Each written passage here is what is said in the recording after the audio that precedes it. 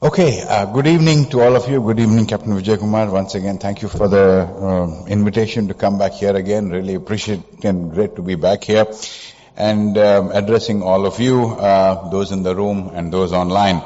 After the overview of what's happening in China that Frank has given, I'm going to turn to the main findings of our research. Last time when I was here 6 months ago, we sort of shared with you what we were planning to do, and now what I would like to share with you is what have we found, and we'd like to get your feedback and get your thoughts on what you think, hopefully whether this is going to be useful for the private sector, for India, for the government, etc. So just to give you a quick background, our work is grounded in 50 structured interviews that we conducted under Chatham House rules, so hopefully that allowed honest conversations with C-suite executives across manufacturing and service sectors. They covered global companies, Indian companies, and Chinese companies. And we also spoke to senior policymakers. We complemented what we found in these interviews with quantitative data from India, from China, and from other China Plus One markets. So the central thesis of my presentation, this is kind of the climax of the movie, India is not replacing China, but it is becoming a strategic complement in global firms' China Plus One strategies. So this is essentially portfolio diversification on the part of companies, not a decoupling from China. Okay. So let's actually, to put us all on the same page, define what China Plus One actually means. It emerged in the early 2000s as firms diversified as China labor costs rose in China, and they wanted risk exposure to be diversified from coastal China. But it exploded after 2018 with the beginning of the US-China trade war, the export controls, COVID-19 factory stoppages that we've heard of, supply chain and currency weaponization. These were all geopolitics were the driving factors. And single country dependencies became national security issues and became supply chain liabilities. So the outcome is a portfolio strategy to diversify supply chains, adding resilience, not isolation, but adding resilience, adding redundancy, and adding optionality while keeping significant China presence. So it's not about decoupling, it's about strategic rebalancing, establishing additional manufacturing or sourcing bases in complementary locations. So crucially for most firms, the goal is not China replacement, but looking at multi-node production and sourcing networks that include India. So China remains critical for its many issues, some of them Frank touched on, R&D sophistication and its massive domestic market. For example, Apple still derives nearly 20% of its revenue from China. So the opportunity is important for India because global boardrooms are now looking at resilience alongside cost and market access. So this raises two issues for India. First, attracting China Plus One investments from global firms to India.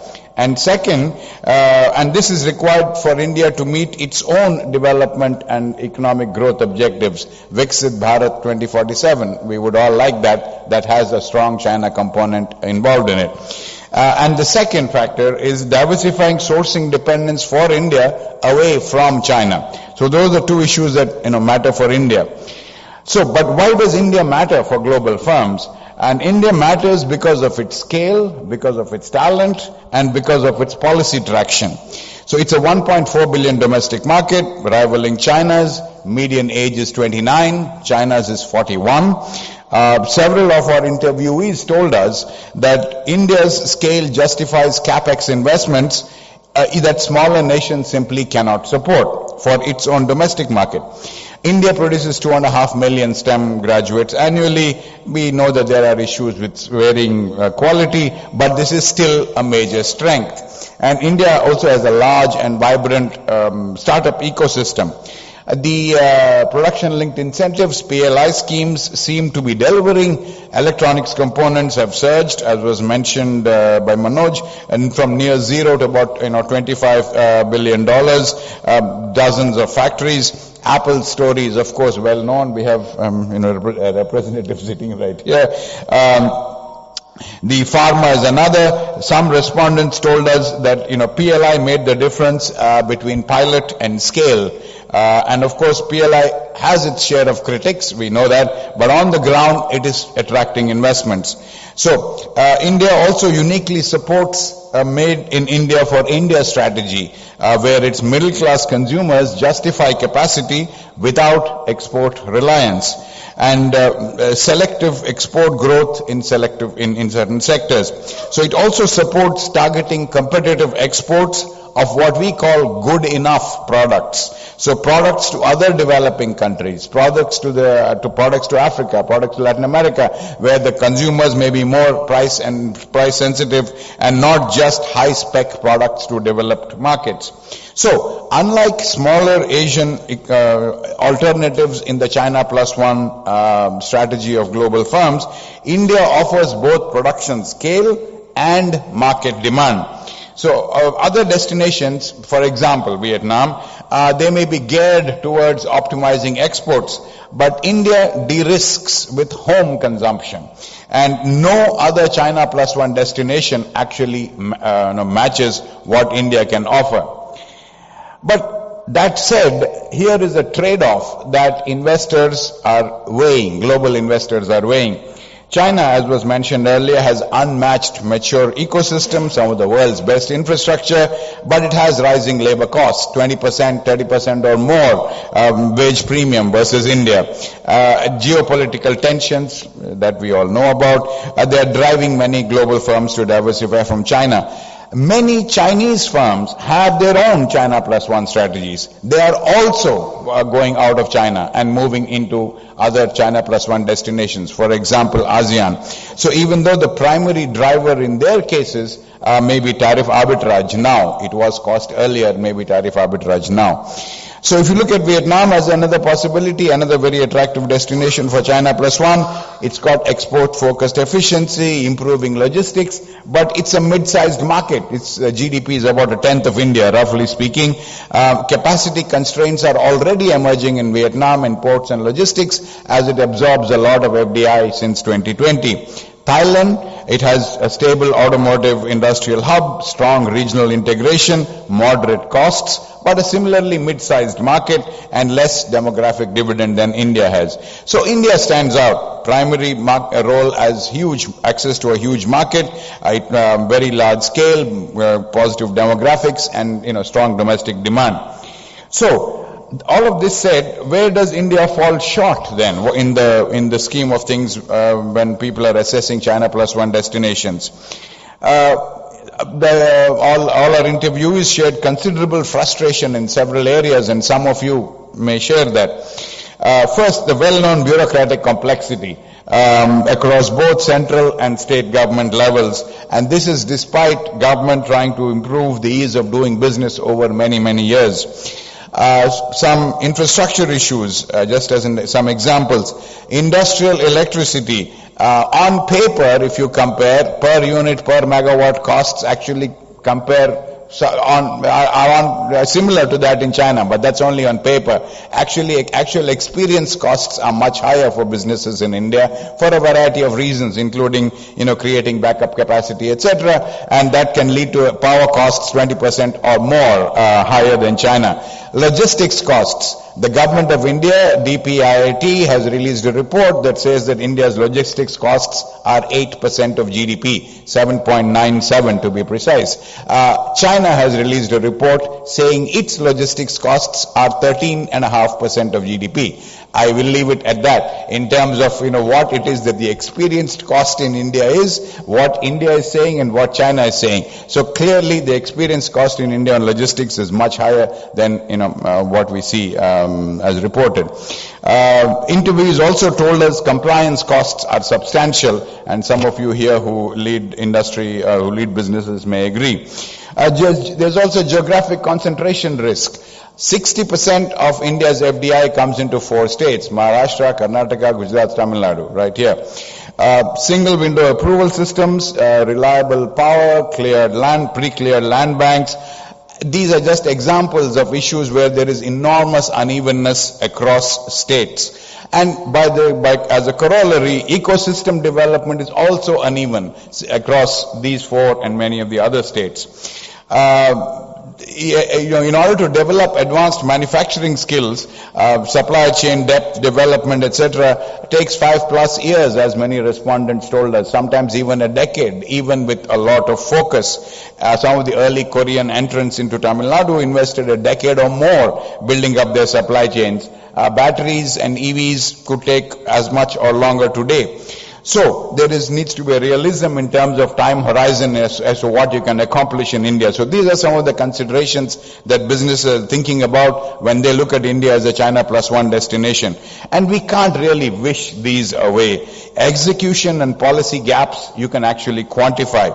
So India is chosen as a China +1 destination when firms need a second node serving a large domestic market, which has the potential to improve its resilience, and the companies can deepen their supply chains over time. India is not chosen because it is the cheapest alternative to China, to be very clear about that. But on the other hand, while Vietnam might win on short-term assembly, India is positioned for decades-long growth, and this is what attracts firms. So India's job now essentially is to convert this market access into long-term manufacturing strength. So, what did we find in our research? First, India is benefiting from China +1. That's a very clear message. It is benefiting, but substantially less than what it could. Substantially less than what it could get. And the gap is quite significant. Just to give you put some numbers on this, India attracted $81 billion of FDI in 24-25. Almost all of it from non-Chinese firms. So as a comparison, ASEAN, and just to put picture, the 10 countries across the ASEAN group, roughly the same GDP as India, half the population, attracted 3 times the GDP, 3 times the FDI. Okay, so half the population, roughly the same GDP overall, 3 times the FDI. And China is now the largest investor in ASEAN. So as I mentioned, Chinese firms have their own China +1 strategy. They are investing in ASEAN. And now China invests 3 times as much in ASEAN as the traditional leaders, US, Korea and Japan used to. So it's very, very big, the move out, or at least diversification from China into ASEAN as a China +1 destination by Chinese firms. If you look at firms that are headquartered in the OECD countries, the rich countries, they invest pre-COVID, they would invest twice as much in China as they invested in ASEAN. In 5 years, they invest 2.5 times now more in ASEAN than they invest in China. It's flipped completely in 5 years' time. So when you look at the firms that are headquartered in the OECD countries. So this just give you a scale of the gap between what India could and what India is attracting. So, but that said, India is clearly on the map for global firms looking for an additional base alongside China. So the interest of global investors is there, the investment activity is there too, but the conversion rate from interest to large-scale sustained investment is still too low. Now, what we also found was sectors, the firm's strategies are very sector specific, and this might be obvious to many of you who run businesses. A pharmaceuticals firm thinks very differently from an electronics firm, thinks very differently from a services firm. Each faces very different issues, very different constraints, very different opportunities. So these have to be assessed at a very micro level as far as China +1 investments are concerned. The other finding, across the board, companies looking to India as a China +1 destination find the made in India for India model as a genuine strength. They look at India's growing middle class, they look at India's high consumption to GDP ratio, and it makes it attractive to these firms to invest in India even without exports. Another finding, state level governance and execution matter as much as national policy. Investment is very local, even if it may be for either the national or the global market. So it's very critical, the state level governance and execution. And again and again and again, we heard the same thing from businesses across our interviews. China dependence for India remains inevitable in the medium term. There is no way we are getting out from our economic relationship with China. For most firms, especially electronics, automotive, complex manufacturing, China remains central for components, for supplier ecosystems, and for the domestic market. So the realistic question for India at the policy level is not, can India replace China? It cannot. Not in the next decade, for sure, probably not even for longer. But it is, can India become the most credible complement to China in the global supply chains? And there the answer is yes, it can, subject to a long list of things. And we'll come to some of those. So geopolitics clearly shapes the context, but like the trade war, technology controls, etc., all of these push firms to diversify. But the important thing to keep in mind for the Indian policymakers in particular is when executives sit down to make their investment decisions, the primary drivers are still cost, speed, reliability, access to talent. Geopolitics is an accelerator. It's not the only engine that drives investments. So, just to conclude this slide, India is not a replacement for China. It is a strategic complement, and this is in a world where the firms need both. So how are firms adapting in India? In basically four ways is what we found in our research. They start with assembly in India and then deepen localization later. So for example, some of the Apple started with assembly, now it's around 20% local value addition, aiming for about 30 to 40% over the next 5 years. Similar thing as an experience for some of the large Korean manufacturers that came in much earlier.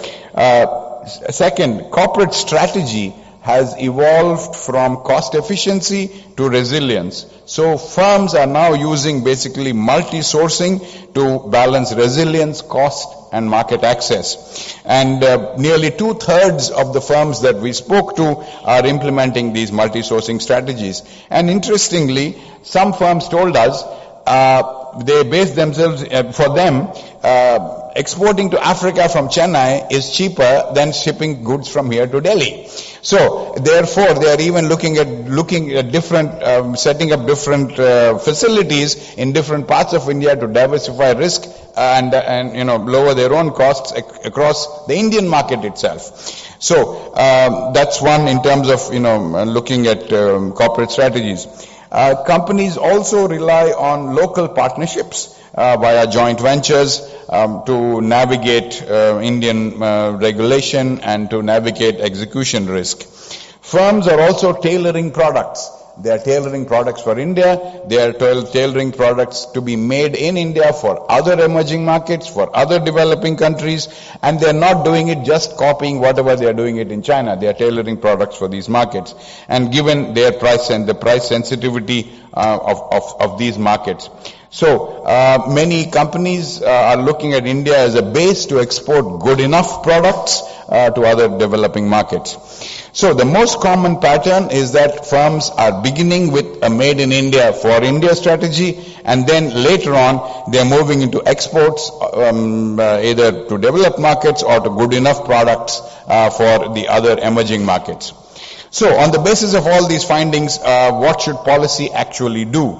Our first set of recommendations is about balancing protection and competitiveness.